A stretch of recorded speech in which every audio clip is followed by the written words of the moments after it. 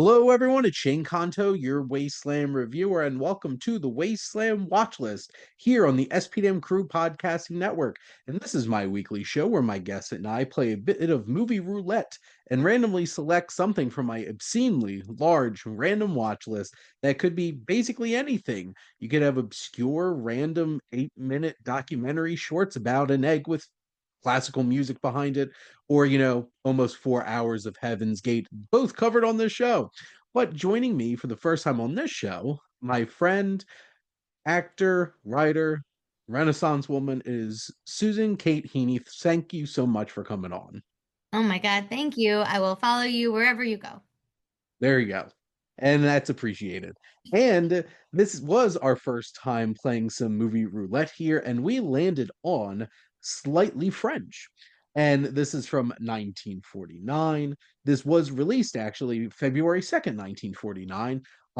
This does not surprise me that this was like around a Valentine's Day release date for sure. It's a nice lean, about 81 minutes, directed by Douglas Sirk, starring Don Amici years before he would try to destroy the lives of two human beings over a $1 bet in Trading Places. And we also have Dorothy Lamour and Janice Carter. Lamour actually did all of her own singing, but none of her dancing. So they had to use wide shots whenever she did any kind of dancing to use a stunt double to do like the actual dancing. And this film took a whole entire year after finishing filming to actually be released in theaters. And I didn't really see any information on why, but like this seems like an odd movie to just be like sitting on a shelf somewhere, especially back then when they were like pumping out movies every half second. Um, big Yeah, it's not studios a and stuff crazy like that. edit. It's not like a crazy effects edit on this movie, so that is interesting. It is very interesting. But what is this film about? A cinema director who is an emotional and professional crisis thinks he has discovered a French star when he meets an ordinary dancer. And but yeah, so set the stage here a little bit. But Suke, what were your general thoughts on Slightly French? I just think to call her an ordinary dancer is so funny because, she's pretty exquisite, you know what I mean? Yeah, But we're supposed to believe she's just sort of an old broad from New York who like, you know, um it's so funny. It's very My Fair Lady-esque. yeah, And my main thought is that, like, God, this just gets me on a lot of levels in terms of the vaudevillian kind of aspects of it, yeah, the life of a showgirl before Taylor Swift aspects of it. Like, she's a hustler in the theater, sort of in yeah. the carnival, sort of a theater carnival show. Um, and then she gets taken to the motion pictures. And Mhm. it's just sort of everything I love about like that, rags to riches Hollywood story, to be honest. Absolutely. And you know, at the very beginning of this film, obviously it feels a little it dates itself a little bit. When we when we show up to this carnival and see the many faces of Mary O'Leary, who is this performer. Um, I'm just like, well, it was the 40s. I put a So big note up about that. It was like this would not work now, and she's playing, women from different countries, and none of yes. which are her heritage.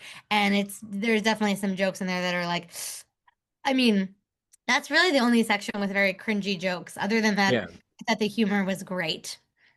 But yeah. Yeah. As and even from like the opening scene where we have like the real French star, and I'm just like, is she though?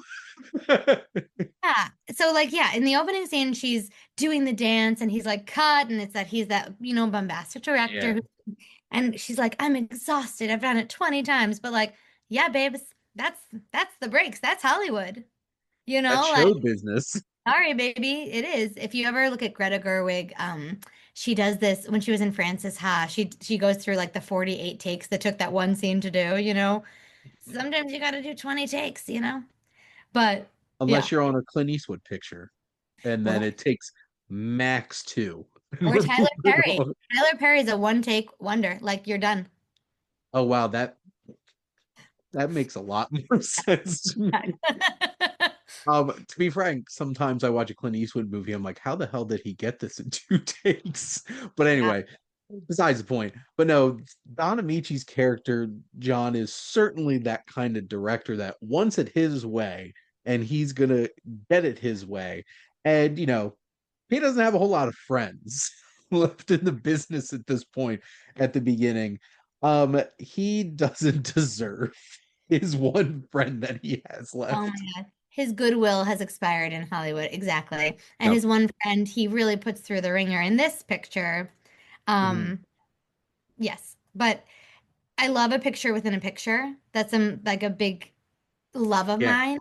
So even in that opening shot, they're dancing and they're singing this like love song, and you think that's the movie, right? You think it's like sort of this musical in yeah, 1949, and then you see the camera pan in. It's a really cool shot. yeah, And then you hear the cut, and you're like, oh my God, I'm watching the filming of the movie.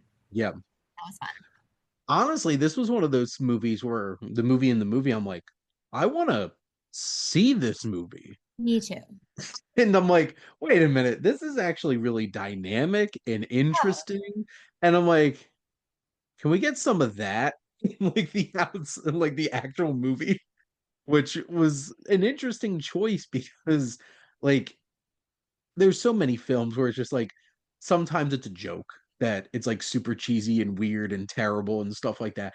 Or like sometimes you come across a movie like this where you're watching and I'm like, wow, that looks like a legit movie that you're making that you could just make it to a legit movie, I guess. Now they would. They for sure would do the spin-off, and it was like this was what you were watching. I've always wanted to do like a Waiting for Guffman live show of Mhm. the show that they were rehearsing and just like add some numbers and add some dialogue and just do the whole thing, right? It's- Um, and my old improv teacher, he writes for SNL now. He's amazing. Jimmy Fowley. He did like Emma Stone's one-woman show from oh my God, LA. Da, Oh, da, La da, La Land? da, da. Yeah, yeah, from Yeah. LA. And so he did her one woman show as a complete, yes, with the lamp and everything. And so I agree with you. Like, I want to know what this show is about, which I didn't really, but that's okay. Well, yeah, they don't give you enough of it to understand what Right, it is, but right. like I like the vibes. The vibes are great. And Immaculate. the vibes have me sold. I'll buy a ticket based off of those vibes. But I think Dorothy Lamour, who like I don't recall having. Oh, interesting. I'm looking at her IMDb and I saw Donovan's Reef on here.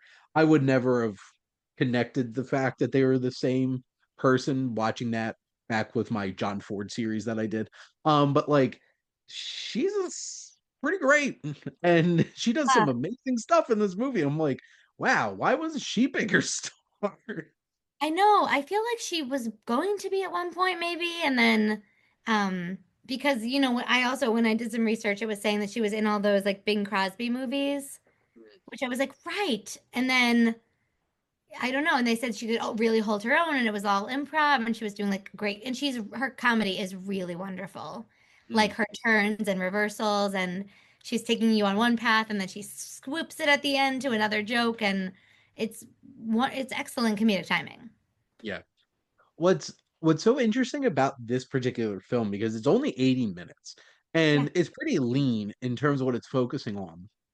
I would kind of want to see the rom-com between Mary and the studio guy. That's Douglas, right? His Yes. friend. Like, honestly, I'd like to see them actually getting to know each other because that one scene at the pool, I'm like, I Uh, like, I, l- I'm liking this dynamic, but like, that's not what the film's about. The film's about John and him trying to turn her into this star. But I'm like, there's a whole other movie going on right now that I want to see too. yes. And there is that also like everyone's with the wrong person. Yep. So Mhm. the sister and the brother are like with the wrong people. It's like they're like, oh, no one will love us because we're too complicated. And I know it's so funny. Um, but yeah, she's just with the wrong guy, or is he the right guy? We don't know. But she winds up with John. John, right? Yes, John. Yeah, and I didn't want her to. By the end, I'm just like, dude, you're just lucky enough to have a career left. Like, Well, just take that as a yeah. win. let's also paint the picture because he is sneakily comes back onto the set at the end and he's like, we did, they are like, she has been turning in listless work. Her work's been Yeah. terrible without you, right? And so I've looked at the dailies, they're awful. And so they bring him back to direct the picture at the very end and they don't tell her. And she shows up on set and she starts doing the scene and then he yells cut, right? Yeah. And she looks over like, is it him? And then he's like, "Oh, you did it wrong. I'll show you how to do the romance." And he kisses her, and it's so inappropriate. Like that would never fly with intimacy coordinators. And I don't know, it was a while like on set while everyone's watching and sorry And about then that. it has that perfect old Hollywood ending of like, it ends. Boom. Done. The It's just end. like, and It I'm just like, what? I know. I know. I think in a more modern film that would be more comfortable painting a broader, more realistic picture of this is that sure, they could be great work like pairing of director and star, and he can motivate her that way. But they don't have to be together because Douglas is better for her anyway. He didn't treat her well, like Oh, so I his know. fault. Poor Douglas. The nice guy didn't win. No, the nice guy did not win. And it's one of those films where I'm just like, how much of a redemptive arc did John have in this movie? I'm like, Right. Well, yes, because something he says earlier, I had written it down. It was like, oh, his sister's asking about Hollywood. She says, "Isn't it time to give up Hollywood?" And, oh, by the way, everyone's talking in that snappy kind of yep, transatlantic-y accent, and it's just fabulous. And he says, "It's all I ever wanted. It's my food and drink." And it's like, yeah, that's how you treat it. Like, and I get it as a showgirl, I'm an actress. But you know what I mean? Like, I get that it has to be that deep for you, but you can yeah. also treat people kindly. That's important too. You not everybody has to act like Stanley Kubrick on a set. Stanley Totally. Kubrick didn't need to act like Stanley Kubrick on a set. Totally. He could just get away with it because he was one of the greatest directors of all time. Right. Not saying that John Gale isn't, but I don't know. I've never seen one of his pictures. But it's like one of those things where I love the dynamic between John and Louisa. Janice Carter's great as his sister. She's so sharp and funny. Oh my God, that's another two of my favorite lines. He says, "Look at that girl," or she says, "Look at that girl," and he says, "Standard equipment. I'm talking about her face." And it's just like, just that snappy, a Yep. standard equipment. Like everyone has it. I don't know. She was so snappy. And even at the end, she delivers some line like, he says, "What are you doing?" And she's like, "Waiting for you, like always." But she makes it work, right? Because she's in Yeah. love with Douglas. Mhm. Yeah. And so, Which I feel like this film would have benefited more if they focused on that more. It just kind of felt like a consolation at the end of just like, hey, at least Douglas is a good guy and gets a good gal at the end too. yeah, It's just not that's the one that he's been, you kind know, of charming on the whole right. entire movie. Oh my God. It is funny because she says that to him and she's leaves. And then he notes it, which I'm like, oh, there's hope. And then he's like, I figured out how to save the picture. And I'm like, everyone in Hollywood is just obsessed with their projects and no one cares. He like makes a phone call immediately to someone about the director and not about Yeah. you know, I do wish they had had one extra scene where like, and it could be cheesy, I don't care. But when he comes on set at the end, when John comes on set, that you see the two of them like watching together. You know, I'm not going to complain about a movie being 81 minutes Me neither. because, like, You're we don't right. get that much very often. But this is a film that I feel like might have actually benefited from a scene or two extra to try Yeah. to flesh out a little bit of at least some of these dynamics. But this is a lean, efficient movie that has plenty entertainment and charm. This cast is just extremely charismatic and fun together. Like, I would like to see more of Don Amici, outside of, trading places. And also, I grew up watching Homeward Bound all the time. So he also the voice of Shadow in that. Haven't seen Cocoon yet, but I know there's like Every famous person of a certain age is in, Oh yeah, in the mid 80s. that's got to be on your watch list coming up soon. It is on the watch list. Okay, there's a lot on Um, there's 8,000 movies on this watch list. Like I said, it's obscene. Um, there. I mean it when I at the You're gonna beginning of be the like show. 75 years old and you're gonna be like, I'm finally watching Cocoon. And then you'll be the age of the people in the movie. Yep. There I am, like, that's me, Wilford Brimley, right over there. Oh, But like, it's so funny because who's the other actor from Trading Places? That plays his brother because Ralph Bellamy.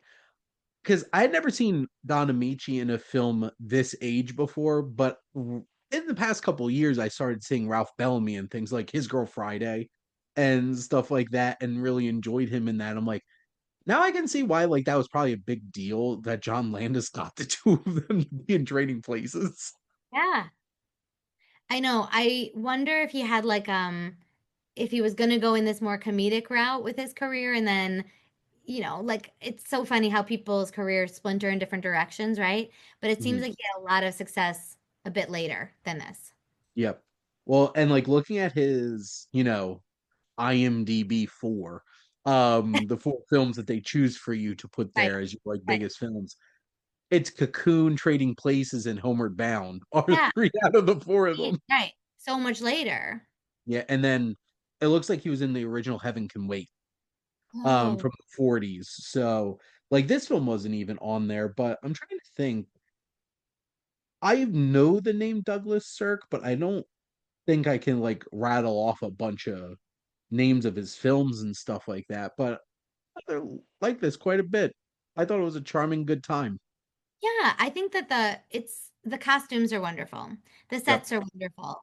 Mhm. The yes, it's funny because you keep saying trading places, but the sort of real trading places of like, there's all these moments where they almost get busted in the Yeah. wrong. So, the conceit is that like he makes her become a French starlet. And so she Yeah. has to take French lessons and manners and not talk in her normal voice. Um, and then yeah, she got spotted at the pool by accident talking to the producer guy, Douglas, um and so she's hiding under a table. There's a lot of hiding. There's a lot of like shoving her in closets and things, right? That's such a little thing, but she sold that so perfectly. How she acted out that scene of like I scurrying under the table and everything. And I love the scene when they're watching the dailies and she just reacts like herself, and then he has to keep correcting her. And her flipping on and off that switch is like that takes talent to be able to shift between that kind of stuff on the fly like that. totally. I thought her French accent and French persona were flawless. And I was really funny to watch her switch and get confused of what she was supposed to be at different times. But Mhm. I'll be honest, I loved her as Mary O'Leary. Yeah. Like her I thought real she was self, really right? I thought she was really charming, and that's Oh, why I wanted to see like an actual rom-com between her and Douglas because totally. like her as herself, Mary, is an interesting character. Obviously, Yeah. most of the film we see her as this French starlet who's Uh, like putting has this whole persona and stuff like that.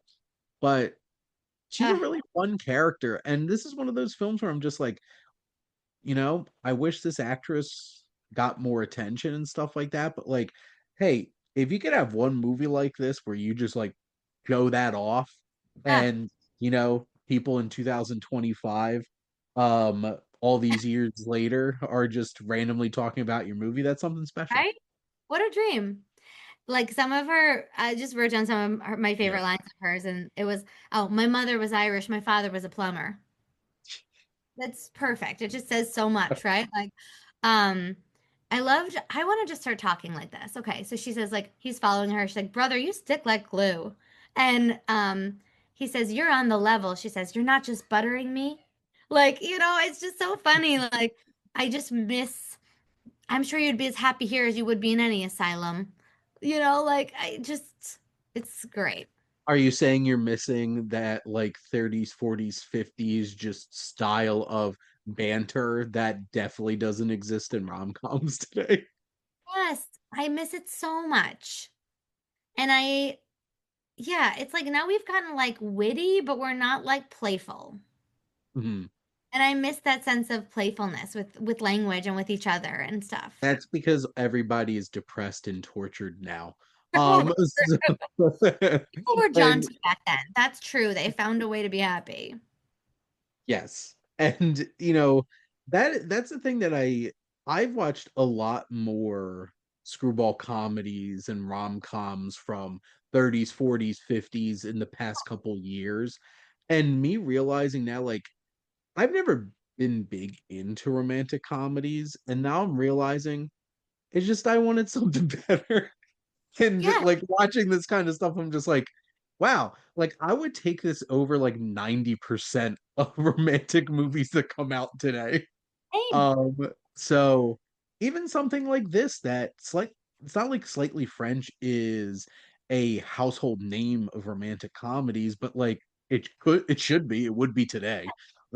So It goes in places too, like that you don't know it's gonna go, right? Like, um, he's like telling her at one point, John is telling her like sort of how important everything is to him and how the work has been so good, and she thinks he's about to say, "And I love you," and then he doesn't. He says, and um, like just I don't know, he kind of just talks about the work again. And she gets so hurt and she just does such a great turn and she just like starts to she's like, "Yes, yes," and looking into his eyes and then he says something about your work is so good and she's just balls.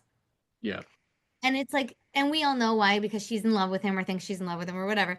And it's so sharp. It just like the turns and it just kept like bouncing me around in such a good way. I loved how the reveal happens that this has all been a sham and how it plays out because it plays out in a way that you don't expect it to play out. You expect this big, overly dramatic kind of thing to happen, but like she starts yelling at him in shouting distance of a lot of people, including a lot of reporters who ate that up. That is, yeah.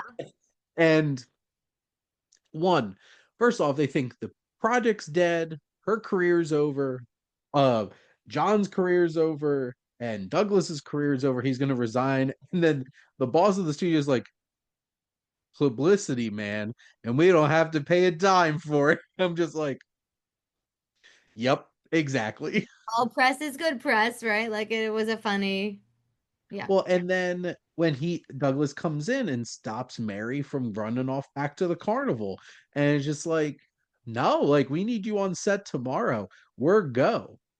And she's yeah. like, really? And then that he knew that she was putting this on the whole time. And because like Oh, I really thought that they were pulling a Superman on us, where it's just like he has a whole brief but like whole conversation with Mary at the pool. And then like what's it, a day later sees the exact same person just with a French accent. all right. Like If I'm knowing that he was just playing along with it the whole time makes it better. I'm gonna Honestly. complain about one thing. Like, Yep. let's color her hair or something. Let's slap a pair of glasses on her. I don't know. Like, but they're like, oh, if we put her in a dress, he wasn't looking. Oh my God. First of all, yeah, very. They're like, well, if I know men, she was in a bikini. He probably wasn't looking at her face. And I'm like, oh boy.